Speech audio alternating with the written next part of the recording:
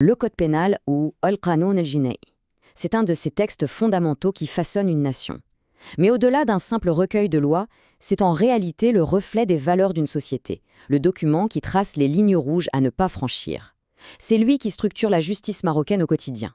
Alors, on va décortiquer ensemble ce texte essentiel pour comprendre comment il fonctionne et comment il protège la société.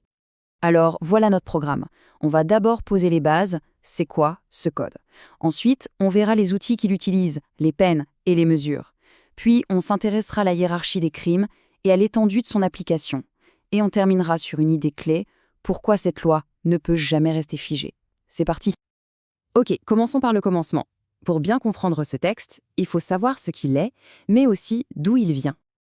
On va partir d'une question qui peut paraître simple, mais qui est en fait essentielle. À quoi ça sert un code pénal? Eh bien, c'est l'instrument principal de l'État pour dire clairement ce qui est permis et ce qui est interdit. C'est la règle du jeu pour maintenir l'ordre et la justice. Au fond, sa mission est double. D'un côté, il définit, il met un nom sur les actes considérés comme des crimes. De l'autre, il agit, il détermine la peine qui correspond à ces actes. L'objectif final, c'est de construire une sorte de bouclier pour protéger à la fois la société dans son ensemble, les individus et l'ordre public. Et pour comprendre le code actuel, il faut faire un petit voyage dans le temps. Avant 1913, la justice reposait sur la tradition islamique et les coutumes. Puis, avec le protectorat, c'est un changement radical. On passe à un système codifié, très inspiré du droit français. Et enfin, en 1962, le Maroc indépendant se dote de son propre code. Et c'est ça qui est intéressant, ce n'est pas une simple copie. C'est une synthèse originelle qui puise dans l'héritage français, mais aussi dans les systèmes danois et allemands. Bon, maintenant qu'on a vu les origines, voyons comment ce code fonctionne concrètement. Il a deux grands outils pour répondre à la criminalité. Et il ne s'agit pas seulement de punir, mais aussi de prévenir. Alors là, c'est une distinction qui est vraiment essentielle. D'un côté, on a les peines, al-uqubat. Elles regardent dans le rétroviseur. Leur but, c'est de sanctionner un acte qui a déjà eu lieu. Et de l'autre, il y a les mesures préventives, at-tadabir al-wiqaya. Elles regardent vers l'avant. L'objectif, c'est d'anticiper un risque futur et de protéger la société. C'est deux logiques très différentes. Et même à l'intérieur des peines, il y a une autre subtilité. Il faut imaginer ça comme des briques. Il y a les peines dites principales, comme une peine de prison ou une amende. Celles-là, elles peuvent être prononcées toutes seules. Et puis, il y a les peines additionnelles, comme la suspension des droits civiques, qui, elles, ne peuvent pas exister seules. Elles viennent toujours s'ajouter, se greffer à une peine principale.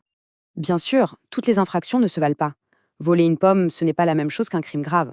Le code pénal l'a bien compris et il organise tout ça en une hiérarchie très claire. Cette structure, c'est un peu la colonne vertébrale du système. On a 3 niveaux. Tout en haut de la pyramide, les crimes les plus graves, el-jinayat.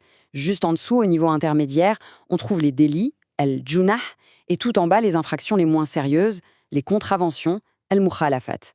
Et attention, ce classement n'est pas juste théorique. Il a des conséquences très concrètes sur le type de tribunal compétent et les peines possibles. Et pour que tout ce système fonctionne, il repose sur 2 idées fondamentales, 2 piliers. Le premier, c'est la responsabilité pénale. Toute personne saine d'esprit est considérée comme responsable de ses actes. C'est la base. Le deuxième, c'est l'intention criminelle. Pour la majorité des crimes et des délits, on ne punit pas un simple accident. Il faut la preuve que l'acte a été commis intentionnellement.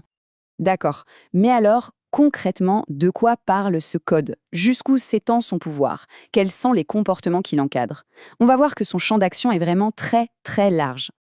Il faut vraiment se le représenter comme un immense filet de sécurité qui s'étend sur toute la société. Il est conçu pour couvrir à peu près toutes les facettes de la vie en commun et pour intervenir dès qu'un acte vient menacer l'équilibre général. Et quand on regarde les grandes catégories, on voit bien cette logique. Le code protège la société du plus grand au plus petit. Il commence par le sommet, la sécurité de l'État, puis il descend à l'ordre public, l'autorité. Ensuite, il se rapproche de nous en protégeant les personnes, puis la famille, et enfin, il protège nos biens. C'est vraiment un des piliers de l'organisation sociale. On arrive à notre dernière partie, et c'est un point crucial.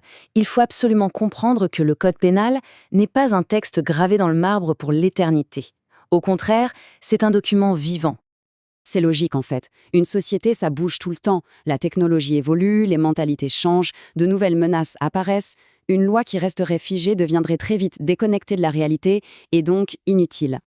Et ce n'est pas juste de la théorie. Tenez, regardez ce chiffre. 32. C'est le nombre de fois que le code pénal marocain a été modifié depuis sa création en 1962. C'est un chiffre énorme, et c'est la preuve la plus claire que ce texte est en dialogue constant avec son époque. Et qu'est-ce qui motive tous ces changements ? Eh bien, il y a plusieurs raisons.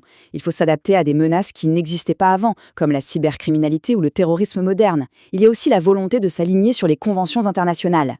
Et surtout, il y a le besoin de renforcer la protection des plus vulnérables, notamment les femmes et les enfants.